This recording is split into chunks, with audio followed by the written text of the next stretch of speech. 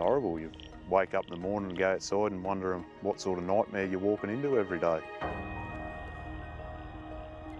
It is treatable, however there's no drug registered in Australia. You're hungry, aren't you, sweetheart? That to me is really upsetting.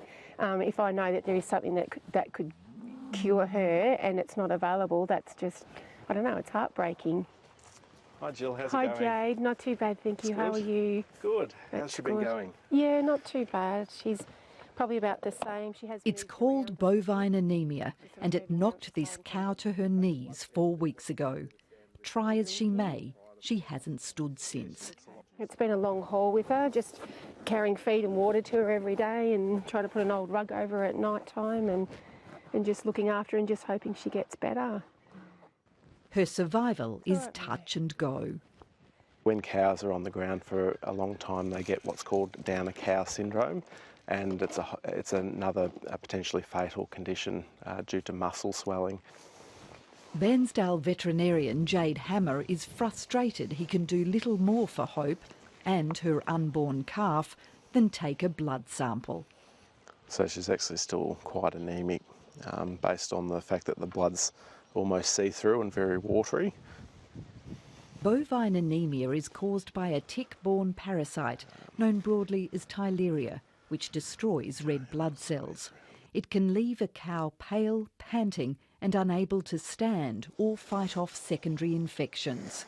It's very frustrating, and I'm only one person with one cow. I mean, there's a lot of other dairy farmers out there, beef farmers, and they're suffering. They're losing, their livelihoods. Brett Keeley started dairying only this year. Within weeks, he watched 1/5 of his herd collapse and die with anemia. We bought this farm back in January. We moved in and brought 155 cows up to start calving over the next few months, and yeah, we had the Theileria virus strike us. We lost 25 in total over a 6-week period. How much money do you think you've lost as a result of it? Oh, we probably lost $75,000 to $100,000 out of the whole deal.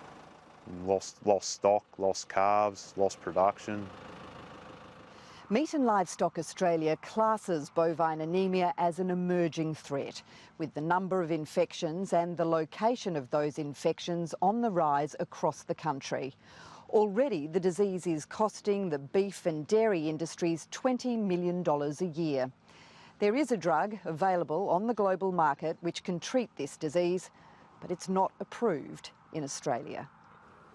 One injection of buparvaquone can save a cow in the early stages of bovine anemia. The drug's been used in at least 20 countries, including New Zealand. We had a huge number of herds and a huge number of cows affected all at the same time at a busy time of the year, so it did make a big difference. Dr Mark Hosking was instrumental in convincing the New Zealand government to approve the drug in 2013, when Theileria infected thousands of beef and dairy cows across the North Island. We treated ourselves in our practice about 600 or 700. For those ones that were given early, it was very successful. The drug's downside is that it can remain in a cow's system for months. In New Zealand, milk from a cow treated with buparvaquone is banned from the food chain for 43 days, and meat for 1.5 years. But Agriculture Minister Barnaby Joyce is not prepared to risk any residue mistakenly winding up in Australia's lucrative meat or cattle exports. Responding in December to a farmer's request that the drug be registered, Mr Joyce wrote, "As major overseas markets have not established a maximum residue level, detection of buparvaquone in our exports would be regarded as a violation and have serious adverse consequences for the Australian cattle industry." But the ABC can reveal that Australian cattle exports have already been adversely affected by untreated bovine anemia. Under Freedom of Information laws, the ABC has obtained an internal Agriculture Department email dated March this year. It says that pregnant Australian dairy cows exported to Vietnam suffered abortions and died after arrival due to the Theileria infection.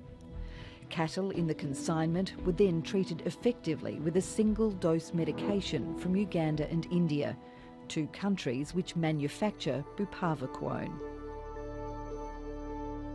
Farmers around Bairnsdale accept that buparvaquone is not a silver bullet for bovine anemia, but they'd like the option. Already king-hit by the milk price crisis, Craig and Teresa Hanrahan can't afford to lose any production, much less their cows. Very tough, and I suppose an outbreak of this disease is probably not what anyone wants to see this year, especially this year. The Cattle Council and Dairy Australia believe the drug's long-lasting residue makes it unworkable and the risk to exports too high. Those dealing with bovine anemia in the paddock disagree.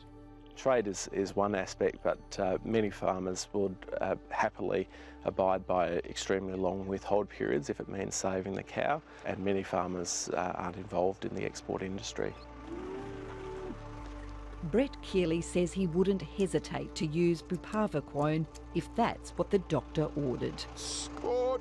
Well, for sure, because a cow dead in the paddock to me is worth nothing, and even if I've got to hang on to her 18 months to then on sell her, it's a lot better option than watching them die.